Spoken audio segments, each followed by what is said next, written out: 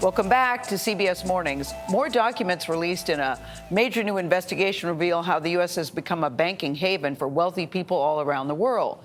The Pandora Papers is what they're calling it. The report shows how 5 states allowed people in other countries to set up trusts and hide huge sums of money. Now, the report identifies more than 330 politicians and ultra-rich people, including some accused of criminal activity, who use these offshore tax havens in this country and abroad to shield money and assets. It's based on nearly 12 million confidential documents. Think about that number for just a second, detailing more than 29,000 offshore accounts. Greg Miller of the Washington Post joins us now from London. He was part of the international team of journalists from multiple outlets who worked on this report. Greg Miller, first, let's say kudos to you and your team, because what you've uncovered has unleashed quite the conversation. Normally, opening Pandora's box is not a good thing, and that's the case here. We welcome you from London today. Thank you. Can you tell us how this was allowed to happen in the first place, how people were able to do it and why they were doing it?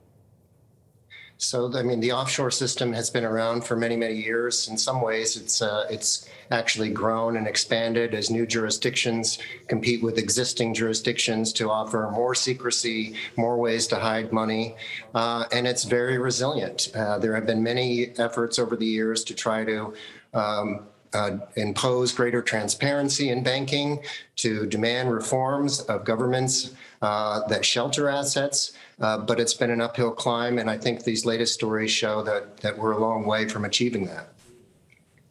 But it's my understanding it's not illegal, is it? No, I mean, much of it is not illegal. So these companies, these are jurisdictions, say the British Virgin Islands or in Singapore or other places, where there are companies that, abiding by those jurisdictions' laws, can set up shell companies, can set up trusts that are almost impenetrable, where you can hide assets. It's how they end up being used that is usually the problem. You can hide illegal gains, you can hide proceeds from corruption, you can hide assets from creditors or even family members, and it's almost impossible to get to. And that's a big part of the problem. All the numbers show that most people in this country, A, don't have a savings account, B, are thinking this is a rich person's problem, or rich person's game, rather. So if I'm sitting at home and I'm watching you and I'm trying to just make ends meet, living paycheck to paycheck, why should I care about this? How does this affect me? I think it affects ordinary people in many, many ways. It takes away tax revenues that would otherwise help to pay for services in the countries where we live, including in the United States. It actually enables many categories of crime, from drug trafficking to political corruption. It makes it harder for us to hold politicians accountable. When politicians skirt the law and engage in corruption and pocket payments, they have ways to hide it that make it very difficult to find. And that undermines our democracy. That undermines good governance. So it affects us all in many, many ways. Greg, this has been described as a parallel financial universe with corrosive effects that could span generations. How so? Well, it contributes to a lot of problems that are really endemic and that are growing right now, including, wealth disparities in the United States and in other countries.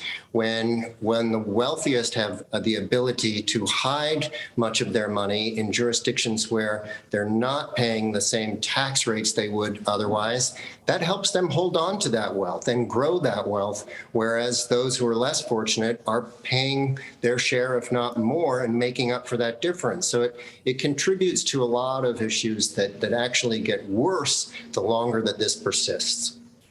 What's the solution, Greg? Well, it's very difficult. I mean, the United States, we've had president after president condemn the offshore system. But even in the United States, as we report in the Post, there are states, including South Dakota, Nevada, Alaska, that are increasingly passing financial secrecy laws of their own that effectively function as offshore havens within the United States.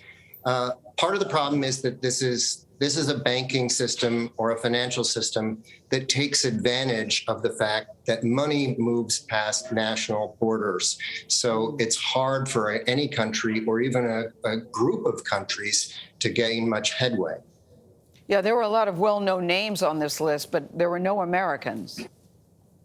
No, that's not true. There are some Americans, but not the most wealthy Americans, not Jeff Bezos, for example, or Mark Zuckerberg of Facebook. They don't show up in the documents. That could be because these documents came from financial services companies in 14 places around the world that America's wealthiest people just don't use, or perhaps American billionaires are doing other things with their money besides putting them in shell companies or trusts in these offshore systems that we're writing about. All right, thank you, Greg. As you said, it's not illegal, but the optics sure don't look good or feel good, to be honest with you. Thank you. Thank you. Thank Thanks you for very having much me. for your time this morning. Thanks.